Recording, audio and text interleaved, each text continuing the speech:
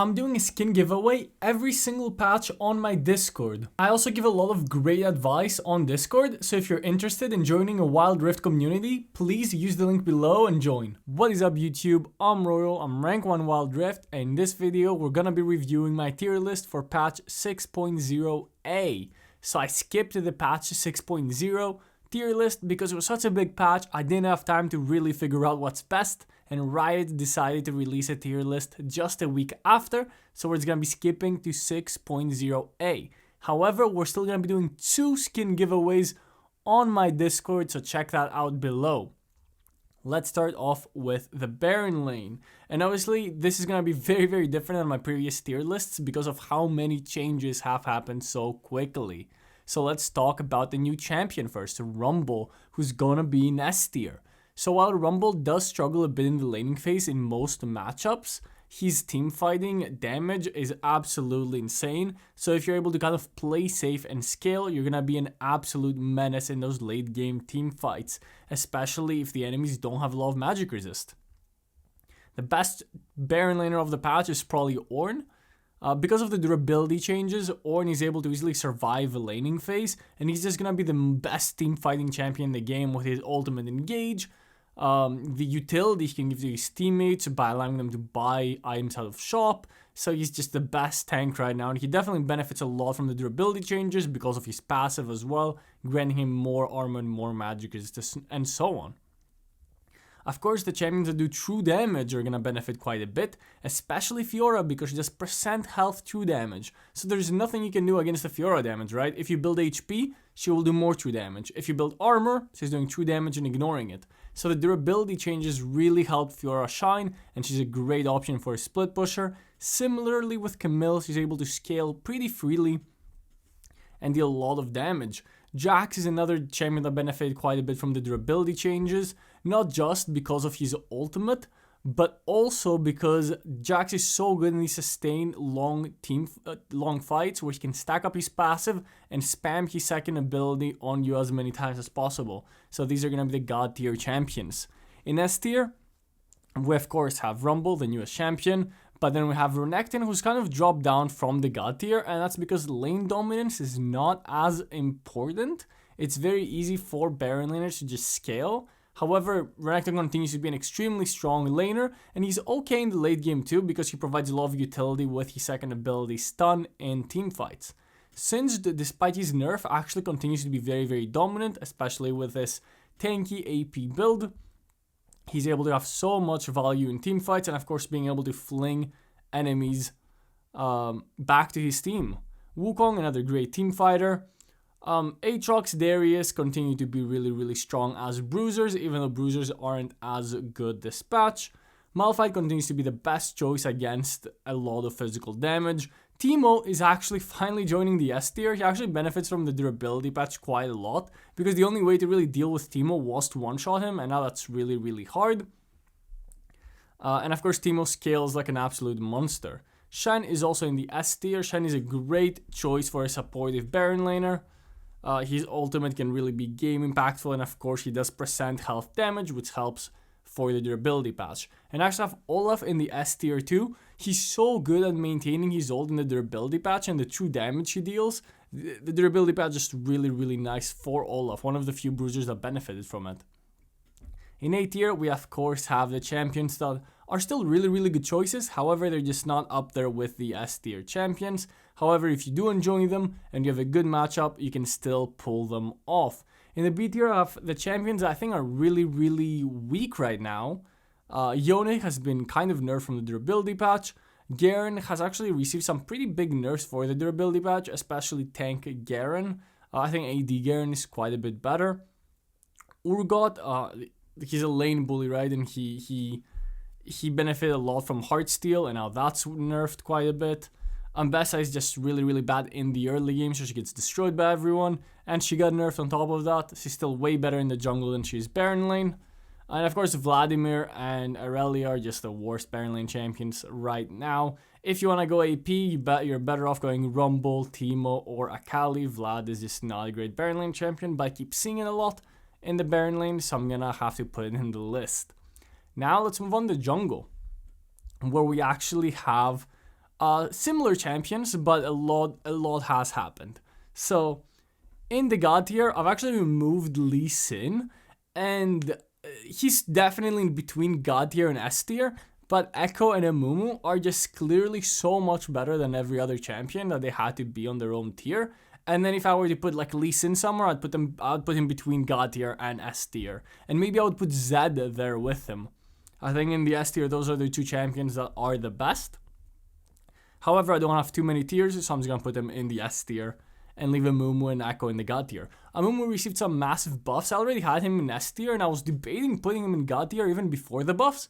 So with the buffs, he's of course going to be going into God tier. These are some massive buffs, and he also benefits highly from the durability patch, because Amumu is one of those champions that wants to stay in the fight for a long time and slowly burn you down with his second ability, which received buffs. Echo, of course, after his buffs, has been a dominant force in the jungle. He scales like an absolute monster, his ganks are efficient, his damage is great, and he's very safe. And that's very similar with Zed. Zed in the jungle after the energy buffs, even though Zed seems like a champion that would not benefit from the durability patch, because he has so much mobility and such low cooldowns, he's actually able to deal a lot of sustained damage. And because fights drag on for so long, in the late game, he's able to even get 2 ultimates per fight. So stasis isn't even that big of a deal for Zed. So these are the 4 best junglers in my opinion. Amumu and Echo clear 1, 2. Amumu was clear 1. Amumu was just the best champion in the game right now. And then Lee Sin and Zed. The other junglers in S tier are what you would expect, right? These tankier champions that benefit from the durability patch. Champions like Vi that can really access the backline. Lilia, of course, if your team doesn't have a lot of AP and the enemies have a lot of tanks, it's impossible to kill Lilia. Past the durability patch, I think she's really good. Shyvana, of course, if you're able to AFK farm, she's the best choice for that. Nunu has unbelievably good ganks, he's very tanky, he benefited a lot from the durability patch as well. The other assassin choice is Kha'Zix, who I think is one of the few champions that's still okay in terms of assassins, because he already overkilled his targets so hard, and he's able to deal so much consistent damage with his first ability Evolve, that if he catches somebody off, even with the durability changes, he can just keep spamming his first ability and dealing insane damage. And the A tier we have champions that have kind of... A lot of these champions used to be in S tier, but the durability patch has affected them quite badly. Like Talon, like Rengar, even Master Yi, I think, is kind of slowed down by the durability patch. Even though if you do get ahead, obviously he's still going to be an absolute monster in teamfights. Yone, I think his best role now might be the jungle, but he's still not great because of Randuin's Omen being so strong and the durability not letting him one-shot. Honestly, Yone might even be B tier, to be honest. And the champions in the B tier are champions that, yes, you can make work, but are not great. A big surprise for a lot of you might be Diana. She used to be in the God tier, and now she's all the way in B tier. She did get some nerfs, but the durability patch was terrible for her, because she's an assassin with no escape, right? Diana just goes in. So if she doesn't have the damage to one-shot everyone, she goes in, she does her combo, and then she just dies, right? And since she can't one-shot anyone, after the nerfs as well, she's just a really weak champion after the durability changes. And of course, in the C and D tier, we have the champions that I only have here to discourage people from picking them in my games. Moving on to the mid lane, and here's where there is one kind of unexpected thing, I would say. Sindri maintains his God tier status. I thought the nerfs would affect him more than they did, but he's honestly still a great choice for mid lane. It's so easy to set up your ganks with your second ability and your fling in the mid lane. It's very hard for enemies to punish you in lane, especially now with the durability patch, so you're able to get away with a lot more. So Singed will maintain a God tier status in the mid lane together with Kassadin and Orianna. Orianna is now the best mage after all the Victor nerfs. She was already in God tier, but now she's just clearly the best mage. Kassadin is the best, of course, anti-AP champion. So if you can get Kassadin into a matchup like Syndra, like Victor, like any of these great mid laners that I have in S tier, Corki, Veigar, Zoe, Kassadin completely counters all of them. And he scales like an absolute beast. I'll actually have a Kassadin gameplay that I'm soon uploading on my second channel, so check that out if you're interested in some Kassadin gameplay from this patch. Rumble is actually S tier in the mid lane, because it's a lot harder to punish him in lane than mid lane. He's able to scale pretty good into most of these matchups, and of course he's gonna be insane in the late game. Actually, I think he's a slightly better mid laner than he is a Baron laner. Echo continues to be great, of course, in the mid lane. Zed continues to be great after the energy buffs.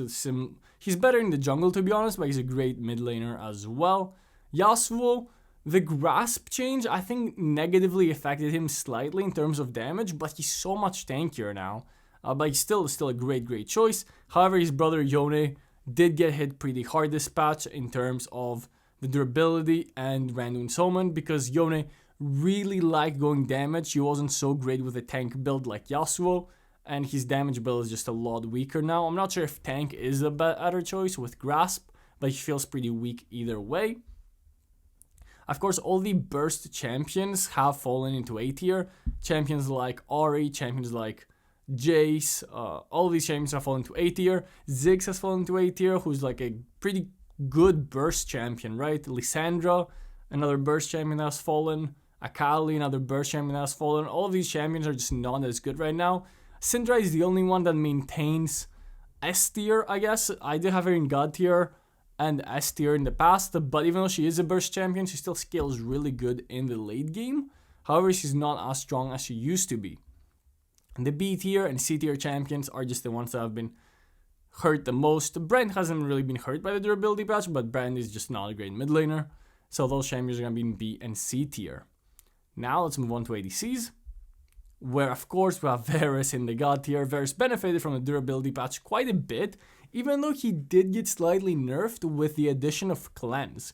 Cleanse is a great tool to counter Varus, right? He ults you, you cleanse, and then you can dodge his first ability damage.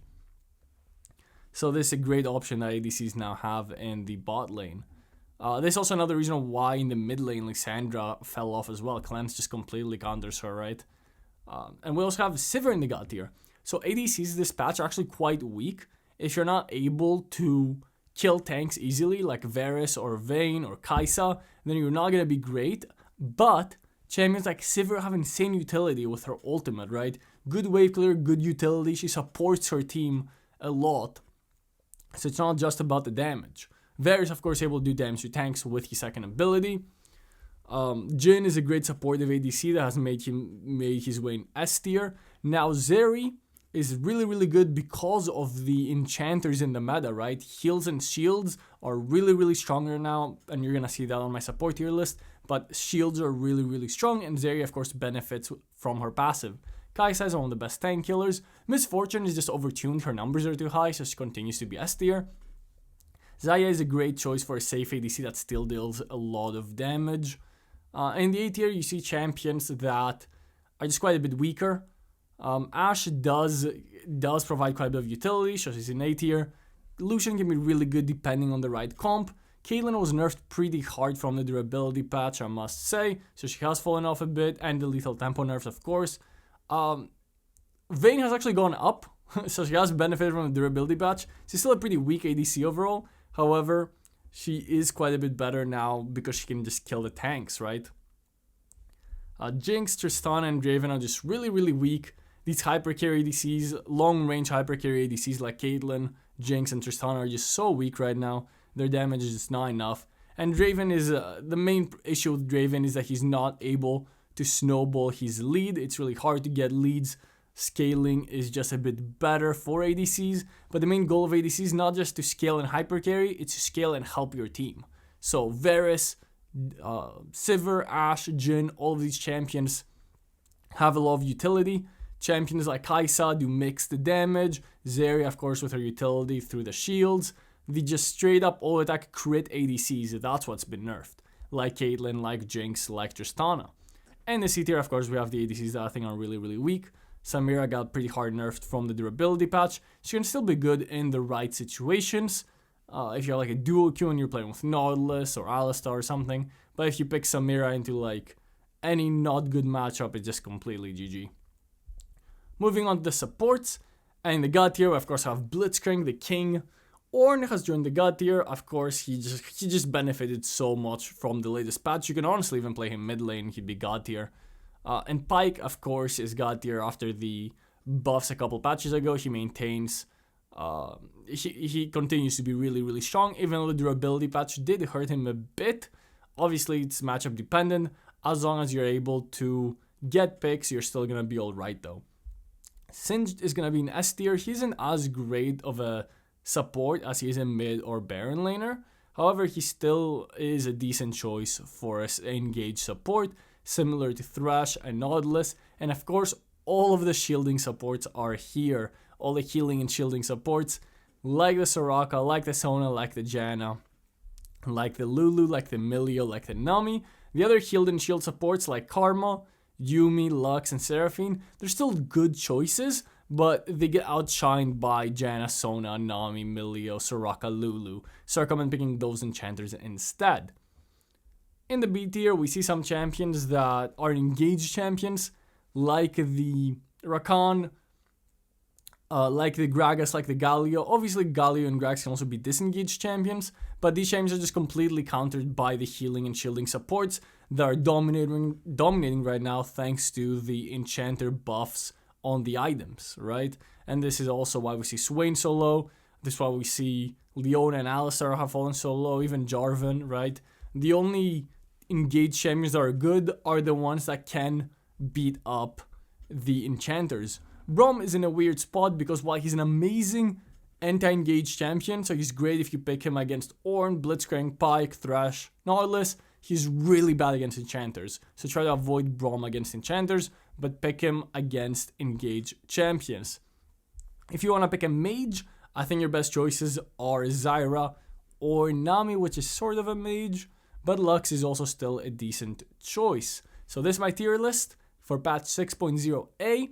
If you have any secret OP picks that you're hiding from us, please leave them down in the comments. I'd love to hear them. I appreciate any feedback on my tier list. Join my Discord to discuss the patch more. Thank you so much for watching. Leave a like and subscribe for more Wild Rift content.